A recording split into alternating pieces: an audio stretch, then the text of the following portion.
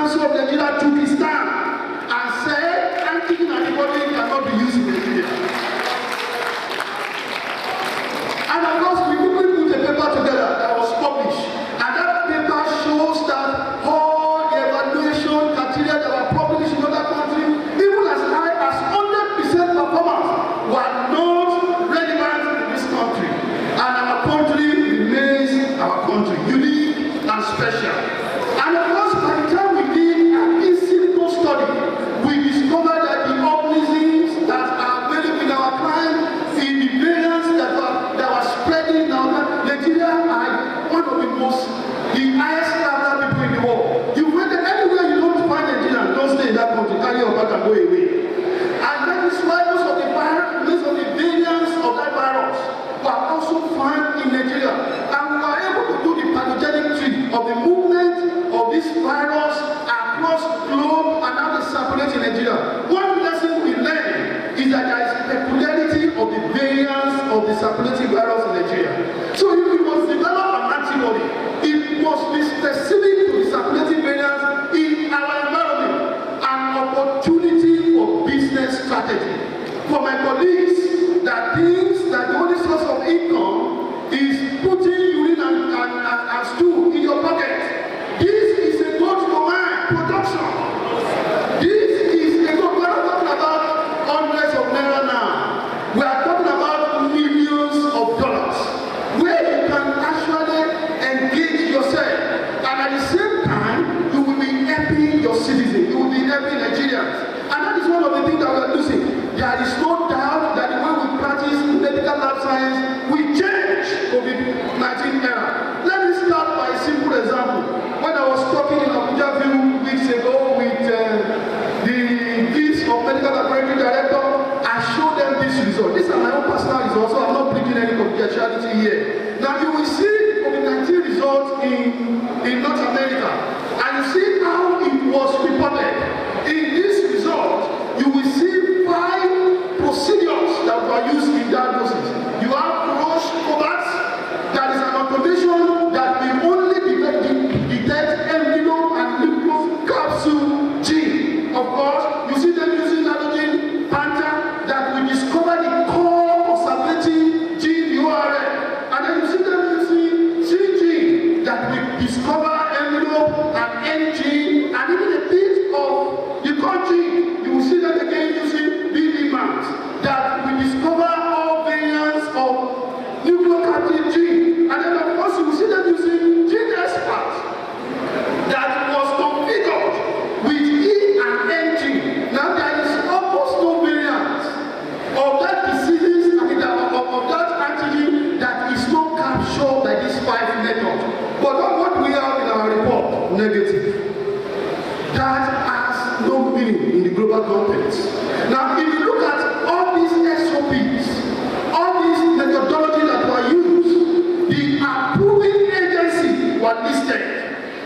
The agency that validated those individual diagnosis kits for use. If you look at the Roche, for example, Roche was validated by the Canadian Association of Pathologists, by the Canadian Association of Physicians, and Canadian Physician and Surgeon Association, and of course by Health Canada. Health Canada is like our Ministry of Health. The agency that is responsible in Nigeria is the Medical Laboratory Science Council. So you have multiple validation. So you have information. When you put the result in your hand, there is confidence. You can narrow down the confidence and the source of the result. And of course, if you see that laboratory, the stamp of that laboratory, it is clearly written the accredited body of that laboratory. And that is why sometimes you are offended when countries say they are not accepting Nigerian results. And you ask yourself, why are they not? I mean, that is discrimination. It's not discrimination, it's science. Because there is no information here. Nobody understands what you have done. What is diagnosis?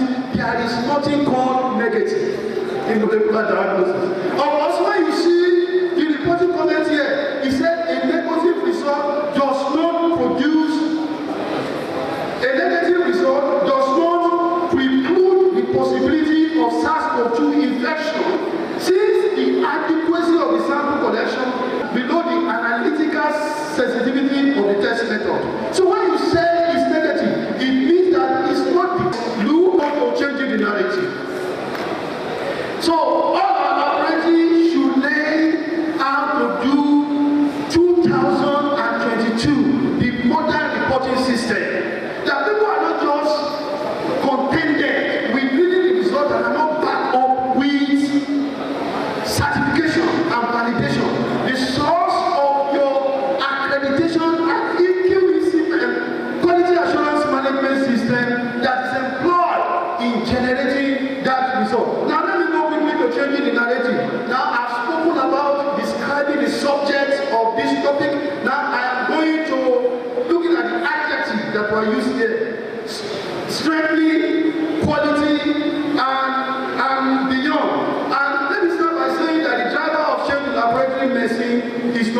based on technological advancement, smarter working, adding value to improve output, and of course integrated diagnosis. And if there is anything we learned in COVID-19 pandemic, is globalization of practice. That you cannot do a medical practice in a corner anymore. It must be internationalized. It must have a global acceptability. Whatever you are doing in Lagos must be acceptable in Kano. Whatever you are doing in Kano must be acceptable in United Kingdom. Whatever you do in United Kingdom must be acceptable in Lagos. Gone are the era that you will do a test in Nigeria and then you go to London and you are repeating the same test. It's an assault to practice from the country you are coming from. And how do we do it? By internalization of our practice, by globalization of our practice. There is mega trend in healthcare, and that is what I call the healthcare of the future, and the influence that that will have on the laboratory medicine, the radical technological advancement that is going on in our time, the innovation that is going on in our time, the evidence base that is going on in our time, the paternalistic medical practice is no longer popular. When you come into a clinic and somebody look at your face, somebody listen to your story, and the next thing is that you put a pen on the paper and you start prescribing medication. That is no longer popular. What is popular now is to be able to produce an evidence for the cause of your symptom and to address that evidence to do a corrective medicine. That is what is popular. And of course, there is going to be continual rising cost of the health system. We can't run away from that. There is going to be, people are going to look for where there is an efficiency. If we remain where we are, we cannot control medical tourism. Because if I can afford it, my life is, money is useless when you are not alive. If I can afford it, I will go to where I will find the service. And in the days when we were trained, the people in UCH, we got in Lagos, we have people coming from London to University College Hospital to take healthcare. In this same country, young people, Nigeria was once a beautiful country.